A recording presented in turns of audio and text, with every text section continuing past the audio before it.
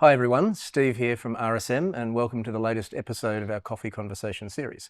Today I'm delighted to be joined by a friend of mine, good friend of mine, Anthony Ryan. Anthony is the Chief Executive Officer of BEDA, the Brisbane Economic Development Agency, for those who you aren't aware. Anthony, fantastic to have you here in our humble abode in Queen Street, and great to catch up over a bit of a coffee. As I said, it is a casual chat over a coffee. So the first question I have to ask is what's your coffee of choice? Well, it's a double shot flat white, and usually skinny double shot flat white. I had my first one at about 5:30 in the morning, and then I have my second one now, and that's normal. I have two double shots in the morning, and then I'll leave it alone. Otherwise, my staff hate me for I the can rest of the imagine. day. You'd be bouncing off the ceilings. I mean, at the best of times, you're bouncing off the Absolutely. ceilings. So, no, mate, fantastic to have you here. Probably just to kick things off, and I'm sure many people that are watching us now certainly know you and know of you and know what you do. But maybe tell us a little bit about yourself, about your background, and kind of what's brought you to where you are at the moment with what you're doing now. Sure. Well, Steve, I've arrived in the Brisbane Economic Development Agency in a very, I think, an unusual trajectory. Back in the 90s, I was a teacher at schools like St. Pat's, Nudgee College and Terrace. Then I ended up becoming a assistant principal in those schools. And it was during those times I became fascinated in education, but more so youth leadership and just how you actually create leaders of the future. We did a really interesting leadership program at the time with a mate of mine, Brian Garoni, and it was identifying Brisbane leaders, Queensland leaders actually, emerging out of schools. And we identified a leadership program in South Africa with two very famous guys, Nelson Mandela and Desmond Tutu, and they were doing something similar. And so we ran this thing called the South Africa Australia Alive program, and that changed my life. So I was about bringing Australian youth with Queensland youth with South African youth, usually youth that had been emerged out of their townships, so from a really poor background. Sort of exposed myself to a whole different lifestyle. And so when I came back, started developing that in schools, that took on a life of its own. I then started up my own foundation called the Mamiki Foundation after a young girl that was dying in South Africa I met, and I wanted to tell her story, and we set up a foundation to sort of start working in townships and then with homelessness here in Brisbane. So that got me out of schools because then people started approaching me. Then I started up my own international aid organisation, Edmund Rice Foundation. I was the founding founder behind that, and then went from there into young care, working with young people with disability. Where Young Care was the business the organisation identified horrendously that across Australia there were young people with disability living in aged care and nursing homes, and our job was to advocate for them, get them out, get them living with independence and choice and dignity. And we built up a massive housing fund for that, with the likes of the Macquarie Banks of this world, which did a great job for us. And then I think that became a little bit of a famous deal, particularly in social enterprise in Australia. And so then I got approached to consider the role of Brisbane Economic Development Agency. And I laughed. I thought, there's no way that's me. And then, but what got me in was like you, I know you're driven by purpose. I was really driven by purpose in that. And I thought, wouldn't it be great with what I've done with social enterprise? Imagine if I could impact a city. Yeah. And I wanted to, in a very responsible position, really look at the way that we could grow the economic pie of the city, build prosperity for everybody in the lead up to 2032, where our brand of Brisbane globally and interstate is growing exponentially. I couldn't think of a better job. Yeah, that's fantastic. And I want to come back in a short while to talk about, because I think both of us, now the passion that we share is our passion for our city and the opportunities that are there for us over the next 7 years and beyond are incredible. But so now you're with BEDA, and as you know, we at RSM now are a partner with BEDA, and that's it's a new partnership, but it's one that's already showing really great green shoots for Absolutely. both of us, which is Yeah. wonderful.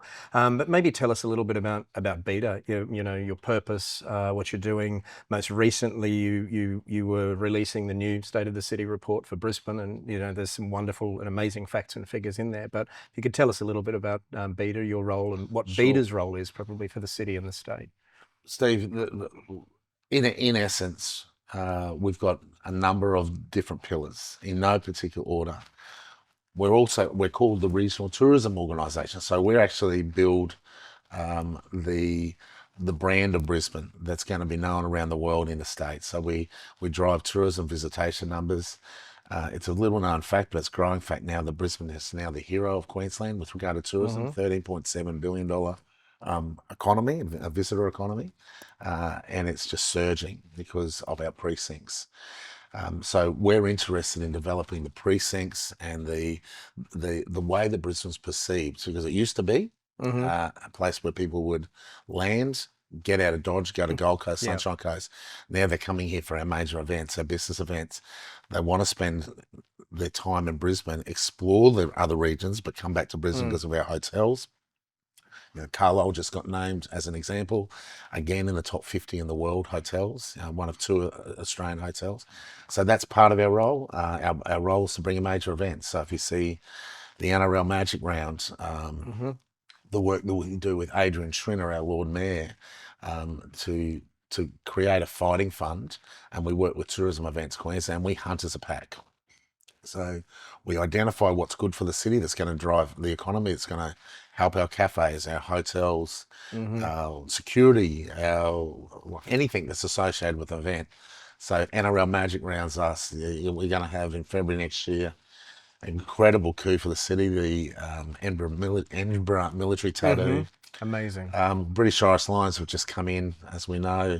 They're the sort of things Yeah. that bring life to a city.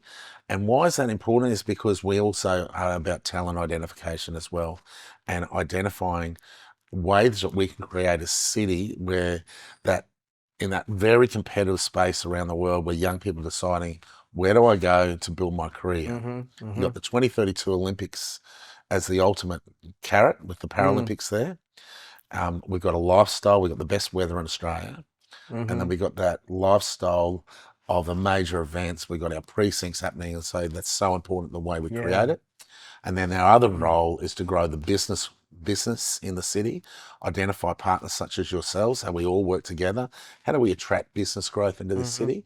And then how do we attract investment? So I just got back, from a trade mission into Dubai, telling the Brisbane story. And for the first time, really in 3 or 4 years, even in places like Dubai, which are growing as well exponentially, they're starting to talk Brisbane. They see the opportunity here, and they are not just being nice and polite. We took over an investment pack, and they went, "Okay, leave it with us. We'll come back to you." That's wonderful. We've already had conversations with them since. Yeah, no, that's fantastic, mate. In terms of the challenges, because I guess, and I want to come back to the opportunities, because I think the opportunities outweigh the challenges. And but we've got a lot that we need to do over the next 7 years. And we do. What I love about the whole purpose behind our run for the Olympics, and I learned this, and the drive through the Council of Mayors was very much to create the infrastructure that this city needs for its future. Absolutely. And the Olympics was a point of leverage to be able to do that. If we win the Olympics, well, you've got no choice, but you have to build the infrastructure. Yeah. So I think that's fantastic. I look at it, and it's 7 years away. It seems like a long time, but in some ways it doesn't seem very long close. at all. The first sod hasn't been turned at Victoria Park yet. Yeah. But what do you see as some of the challenges that we have to overcome to kind of get to where we need to get to? Well, the first challenge is one that you've just identified. Is first of all understanding that we're different to other cities that have hosted Olympics. I had the opportunity to be in Paris during the Olympics last year, and I saw how that supercharged the city. But they already had along the Seine, the River Seine, they had everything. They had that infrastructure set up. Everyone knows Paris, everyone knows LA, everyone knows London. Why Brisbane's doing it is all of a sudden we are that city that everyone's going, Brisbane. And so on LA28, when we hand that relay baton, it's going to be an incredible moment for our city, because everyone's going to go, wow. And so the brand of Brisbane will explode at that moment. What we've identified in our state of the city, though, is that currently we have about $100.5.6 billion dollars of infrastructure that needs to come into the greater southeast, greater Brisbane, between now and 2032. So what's our challenge? Our challenge is, will we have enough steel? Will we have enough aggregate? Will we have enough timber? Will we have enough tradies, electricians, engineers? So our job is to work with our partners, work with all of what I just explained, to create an ecosystem that says, yes, we'll attract the talent, but then we've got to get organised. Yeah. We've got to work out when we're going to plug in different things, and with the stadia, where that's going to go. That's not our job. The GECO are doing a great job on that already, working with state government to identify that pathway. Our job is to give them the data and the analytics that they'll need to surge forward with confidence. We'll be releasing a lot of data in February next year that's going to be a key to that. Yeah, no, that's fantastic.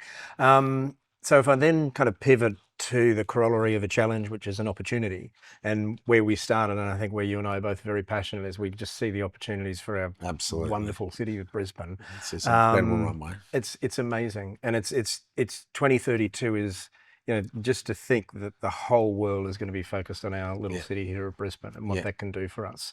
What to you are the top opportunities for this city in terms of creating the future?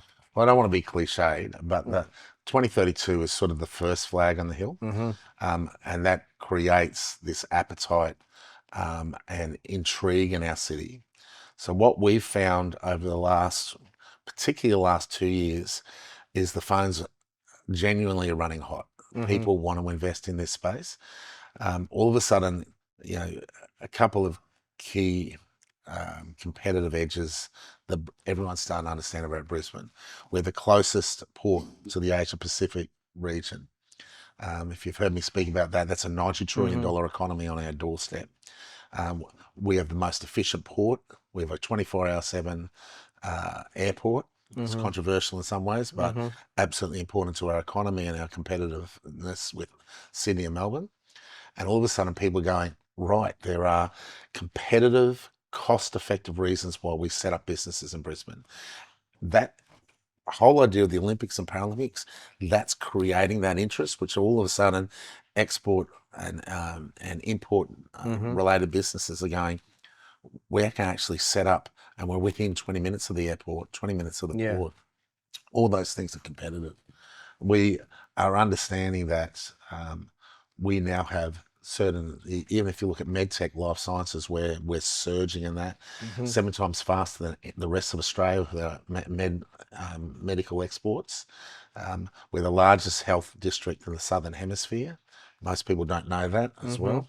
And so all of a sudden, medtech, life sciences are going, this is where we want to invest. And you start throwing in the potential of PsiQuantum with a quantum computer into that airport. People, businesses, organisations, labs can't lock into that supercomputer once it's completed from overseas. They actually have to be in the footprint of that to be able to utilise it well. So you're going to start seeing that the Sanofis of this world, the Johnsons and Johnsons of this world, are going, we need to be close to that computer, because its focus is going to be on that life sciences. So Olympics and Paralympics is amazing, but it's the investment that's sitting around it. People see this as an ecosystem that's growing. We're the fastest growing economy in Australia right now over the last 10 years. All of those things, mate, I could rattle on. This is our time. I'm aware. This is our time. Certainly is. And mate, thank you so much for taking the time out of, I know you're a busy man. Really appreciate you taking a wander down the road to see us and film this morning. Oh, mate, you're a great partner of the city. No, thank you so much, Anthony. And thank you all for tuning in once again. I'm sure you gleaned some pearls of wisdom out of that. Sorry for prattling on. I get excited. That I can attest to. Thanks again, and we'll see you next time.